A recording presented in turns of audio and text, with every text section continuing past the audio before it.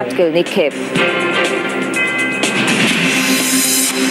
মহানগরীর ওয়ার্ড পর্যায়ে আজ অবস্থান নেবে আওয়ামী লীগ, জানালেন ওবায়দুল কাদের। আন্দোলন ঘিরে গণজাগরণ সৃষ্টি হয়েছে, মন্তব্য ফখরুলের।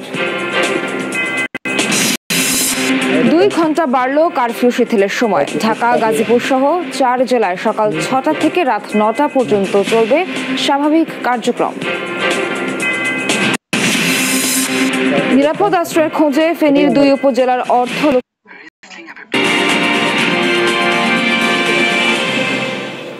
স্বাগত সবাইকে, আমন্ত্রণ যমুনা নিউজে। এতক্ষণ শিরোনাম দেখছিলেন, বিস্তারিত খবর জানাতে সঙ্গে আছি আমি নাবিলা সোহার। 1 দফা দাবিতে অসহযোগ আন্দোলনের ডাক দিয়েছে বৈষম্য বিরোধী ছাত্র আন্দোলন। শনিবার কেন্দ্রীয় শহীদ মিনারে বিক্ষোভ শেষে এই ঘোষণা দেন আন্দোলনকারীরা। শিক্ষার্থী, অভিভাবকদের বিক্ষোভ মিছিলগুলো একে একে জমায়েত হয় সেখানে। দুপুরের পর রাজধানীর বিভিন্ন স্থান থেকে মিছিল নিয়ে শিক্ষার্থী, শিক্ষক, অভিভাবক, বিভিন্ন সামাজিক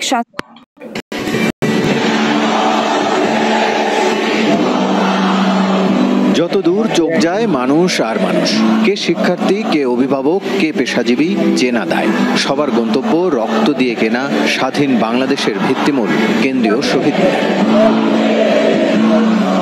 সেই উদ্বেলিত ছাত্র জনতার কণ্ঠে নানা স্লোগান, মুষ্টিবদ্ধ হাতে হাজারো কণ্ঠে দীপ্ত প্রতিবাদ।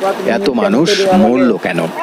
আমি আমার শহীদ ভাইদের বিচার চাইতে আসছি। এটা হবে, তারপরেই তো মানুষজন বাসায় যাবে, তার আগ পর্যন্ত তো মানুষ বাসায় যাবে। রক্তের উপর বসে, এত শহীদের উপর বসে আমরা কোনো আলোচনা মানব না।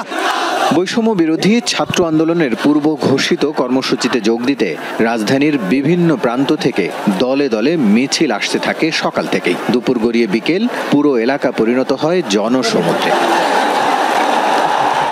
শিক্ষার্থীদের সাথে মাথায় ও হাতে লাল সবুজের পতাকা নিয়ে অংশ নেন অভিভাবকরা। আমরা স্বাধীন দেশে বসবাস করে আমরা পরাধীন হয়ে আছি।